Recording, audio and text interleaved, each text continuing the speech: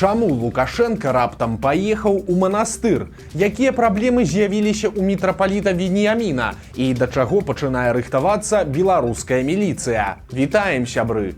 Гэта наша Ніва, і зараз мы ўсё вам раскажам. Лукашенко нечакана адправіўся ў манастыр. Яшчэ учора ён распякаў чыноўнікаў у мінскім раёне, а сёння паляцеў з неабвешчаным візітам у Расію. Прычым гэта не нейкая звычайная працоўная паездка да старэйшага брата, а хутчэй турыстычная. Пасля пасадкі ў Санкт-Петербургу Лукашенко адправіўся на Ваалам, дзе знаходзіцца вядомы праваслаўны манастыр і куды ён уже прыязджаў летась і ў 19 годзе. Там яго чакаў Уладзімір Пуцін, у якога на востраве ёсць рэзідэнцыя. І вось калі раней Лукашенко быў далёкі да рэлігіі і называў сябе праваслаўным атэістам, то са старасцю і з'яўленнем відавочных праблем са здароўем ён стаў усё часцей апеляваць да Бога і ездзіць у розныя цэрквы. На Валааме двух пажылых гасцей вадзілі па розных храмах і капліцах, дзе яны маліліся і ставілі свечкі. Прычым заўважна, як Лукашенко ўсё ж не занадта рэлігійны чалавек, даволі няёмка сябе адчувае ў царкве. Напрыклад, ён не хрысціцца.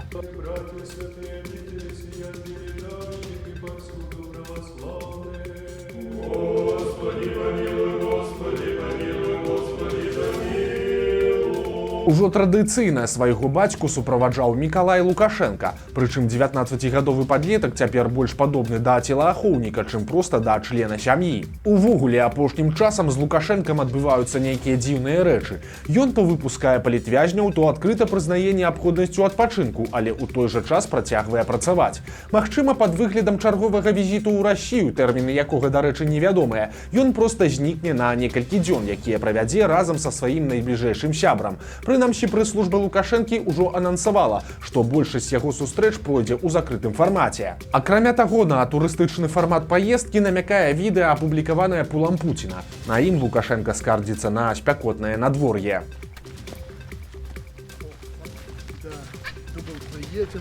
Остынем тут в холоде, а тут вода 25 градусов сейчас. А тут жара больше, чем у нас. В Черном море. На беларускіх абарончых прадпрыемствах пачаліся масавыя чысткі. Праваабаронцам вясны стала вядома пра пераслед супрацоўнікаў Белома і Пелінга. У гэтых калектывах пайшлі далей за звыклыя размовы і праверкі тэлефонаў. Работнікаў там пачалі правяраць на дэтэктары хлусні.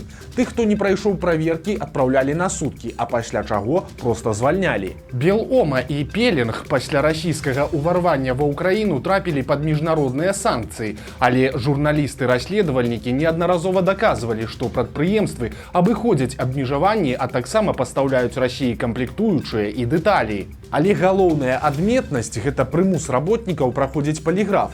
Нават у судзе паказанні дэтэктара хлусні не разглядаюцца як доказ віны, але ж усё часцей супрацоўнікаў беларускіх дзяржаўных прадпрыемстваў прымушаюць праходзіць праз гэтую працэдуру. І калі вынікі не задавальняюць начальства, людзей пасля проста звальняюць. Беларуская міліцыя пачынае рыхтавацца да прэзідэнцкіх выбараў. Нягледзячы на тое, што да іх яшчэ каля года, сілавікі рыхтуюцца душыць меркаваныя пратэсты і любую незадаволенасць ужо цяпер. Міністр унутраных спраў Іван Кубракоў заявіў, што падрыхтоўка будзе істотна адрознівацца ад усяго таго, што было раней. У прыватнасці, спачатку міліцыянтаў будуць навучаць тэарэтычна, і толькі пасля навыкі будуць адпрацоўвацца на палігонах і іншых месцах. Акрамя таго, Кубракоў даручыў профільным ВНУ з пачаткам навучання года штодня накіроўваць курсантаў у розныя раёны Мінска для патрулявання. Герой скандала стаў начальнікам дзяржаўнай аўтаінспекцыі. Міністр унутраных спраў Іван Кубракоў прадставіў на гэтай пасадзе Віктара Радчанкава. Ён прайшоў увесь шлях у структуры Міністэрства унутраных спраў. Калісьці пачынаў інспектарам, а цяпер палкоўніка павысілі да генеральскай пасады. Апошнім часам Радчанкаў узначальваў Магілёўскую ДАІ, і вядома пра яго трагікамічную кабінетную барацьбу з кіраўніком абласнога цэнтра Аляксандрам Студнёвым. Два чыноўнікі не разабраліся, хто з іх больш галоўны, і ператварылі высвятленне гэтага пытання ў цырк. Калі студнёва прызначылі на пасаду ў кастрычніку 22 года, то Радчанкаў паехаў да яго знаёміцца, але быў адшыты з рэкамендацыяй запісвацца на прыём загадзя. Ужо на наступны дзень машыну кіраўніка Магілёва спынілі даішнікі і прымусілі аддзіраць таніроўку проста на месцы. Імаверна, пасля гэтага канфлікт Студнёва і Радчанкава ўдалося вырашыць. Цяпер аднаго з фігурантаў гэтай гісторыі адправілі на павышэнне ў Мінск. Міністр Кубракоў выказаў спадзеў, што калектыў прыме новага начальніка і яго праца будзе эфектыўнай.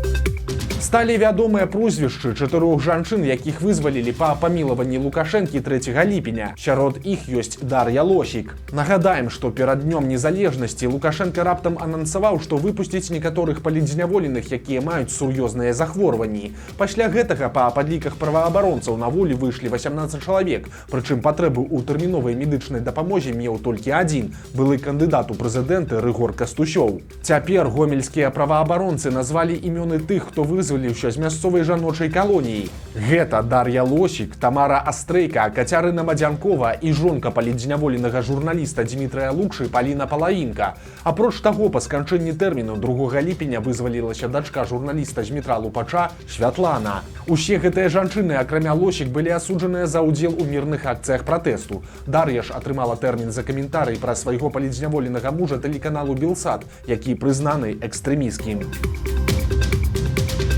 Праблемы з'явіліся ў мітрапаліта Веньяміна. На яго паскардзіліся начальству.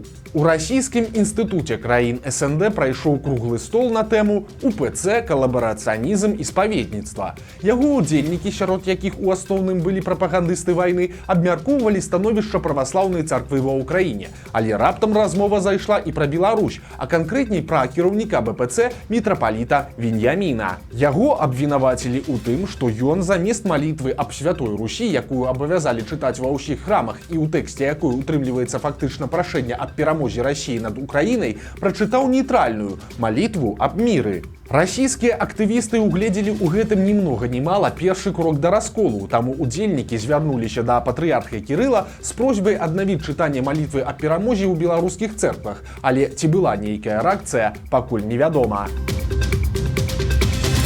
Жанчына прывезла перадачу свайму палітзняволенаму сыну і па выніку сама трапіла за краты. На мінулым тыдні стала вядома пра затрыманне Тацяны Францкевіч, маці асуджанага анархіста Аляксандра Францкевіча. Жанчына разам з сястрой прыехала ў калонію ў Ваўкавыск, але там яе схапілі. Сутнасць абвінавачвання пакуль невядомая. Аляксандр Францкевіч – актывіст рэвалюцыйнага дзеяння, асуджаны на 16 гадоў і 9 месяцаў. Яго судзілі разам з праваабаронцай Марфай Рабковай і яшчэ 9 фігурантамі. У Мінску затрымалі мужчыну, якога падазраюць у гвалце над маленькімі пляменніцамі. 53-гадовы мінчук жыў у кватэры разам з пажылой маці, а калі да іх у госці прыходзілі маленькія сваячкі, то пачынаў іх дамагацца. Прычым маці дзяцей ведала пра праблему і спрабавала вырашыць яе самастойна, размовамі з гвалтаўніком. У міліцыю жанчына не звярталася, пакуль пра гісторыю не даведаліся ў школе. Пацярпелыя расказалі пра гвалт школьнаму педагогу і інфармацыю перадалі ў міліцыю. Цяпер мужчыну затрымалі і супраць яго завялі крымінальную справу. Нацыянальны банк Беларусі апублікаваў новую інструкцыю па абмене валют. У ёй з'явіліся 3 асноўныя новаўвядзенні. Цяпер у аддзяленнях вам могуць адмовіць у абмене замежнай валюты з рэдкіх краін. Калі вы, напрыклад, хочаце здаць індыйскія рупіі, румынскія леі, мангольскія тугрыкі ці алжырскія дынары, то гэта з вялікай імавернасцю цяпер не атрымаецца. Іншае новаўвядзенне тычыцца плацежных інструментаў, у прыватнасці мабільных дадаткаў. Банкі абавязалі папярэджваць карыстальнікаў, па якім курсе яны абменьваюць валюту. Калі ў тэрмінале ці ў праграме курс не паказалі, то кліент мае права патрабаваць адмены такой аперацыі альбо выплаты кампенсацыі. Таксама інфармацыя на табло пунктаў абмену валют не можа адрознівацца ад звестак на стэндах. Інструкцыя Нацбанка набудзе моц праз 3 месяцы. Памятайце гісторыю пра беларуса, які падчас экстрадыцыі з Польшчы перакрыў мост на мяжы. Яго ўсё ж пасадзілі. У чэрвені шмат шуму нарабіла гісторыя Дмітрыя Смактуновіча. Жыхара Бабруйска палякі спрабавалі вярнуць на радзіму, але той стаў на мосце паміж 2 краінамі і адмаўляўся ісці ў Беларусь. Калі ўсё ж ён наважыўся, то пачаў раздаваць інтэрв'ю прапагандзе, якая ў сваю чаргу пісала, што нічога Смактуновічу не пагражае. Але гэта, як звычайна, аказалася хлуснёй. Як даведалася выданне «Мост», мужчына мужчына ўжо паспеў адсядзець у Беларусі 3 сутак за лайк пад нейкім відэа, які быў пастаўлены яшчэ 3 гады таму. А таксама у Смактуновіча канфіскавалі новы тэлефон. Па словах жонкі Дмітрыя, якая на дадзены момант жыве ў Польшчы, пасля адседжаных сутак жыццё ейнага мужа наладзілася. Ён уладкаваўся кіроўцам маршруткі, але жанчына дапускае, што муж можа нешта недагаворваць. У той жа час Дмітрый Смактуновіч не пакідае надзеі ўз'яднацца з сям'ёй, якая засталася ў Беластоку. Ён падаў апеляцыю ў польскую амбасаду ў Мінску. Жыхары Наваполацка паскардзіліся ўладам на бадзяжных сабак, але тыя даслалі даволі арыгінальную адпіску. Некалькі дзясяткаў чалавек адправілі ў гарвыканкам петыцыю з просьбай прыняць меру супраць зграі, якая з лістапада тэрарысуе горад і ўжо загрызла некалькіх катоў. Людзі лагічна перажываюць, што наступнымі ахвярамі могуць быць яны, а служба 115 на праблему не рэагуе. Зварот чыноўнікам адправілі ў пачатку ліпеня, а днямі з'явіўся адказ. Лукашэнкаўцы наракаюць, што камунальнікі нібыта займаюцца адловам бадзяжных жывёл і ў працоўны час і нават ноччу, але тую самую зграю схапіць не могуць, бо, цытата, «сабакі хутка і хаатычна перасоўваюцца ды хаваюцца». І калі спецыялісты рэагуюць на паведамленне ў службу 115, жывёл на месцы выкліку ўжо не могуць знайсці. Але каб быў хоць нейкі пазітыў, чыноўнікі ў дакуменце паабяцалі больш аператыўна рэагаваць на новыя падобныя звароты. Мінчанка расказала ў тыктоку, як уратавала і гадуе маленькага вераб'я. У пачатку ліпеня кот жанчыны прынёс дадому птушаня. Блогерка літаральна выцягнула яго з пашчы свайго пітомца і вырашыла гадаваць, а таксама паралельна паказваць у садсетках, як верабейчык расце. Новаму пітомцу далі імя Сцяпан, а яго гаспадыня ўжо называе сябе ягонай мамай. За некалькі тыдняў птушаня заўважна падрасло і пакрылася пер'ем. Сама жанчына за гэты час навучылася яго карміць і паіць. Цяпер блогерка хоча навучыць Сцяпана лятаць, але пакуль у яго атрымліваецца не вельмі. Птушка упэўнена сябе адчувае ў руках гаспадыні і адгукаецца, калі яна яе кліча. Вось такія навіны чацвярга. Падпісывайцеся на канал, стаўце лайкі альбо дызлайкі і выказвайце заўвагі ў каментарах. І, канешне, чытайце нашу Ніву, глядзіце нашу Ніву і любіце Беларусь. Сустрэнемся заўтра.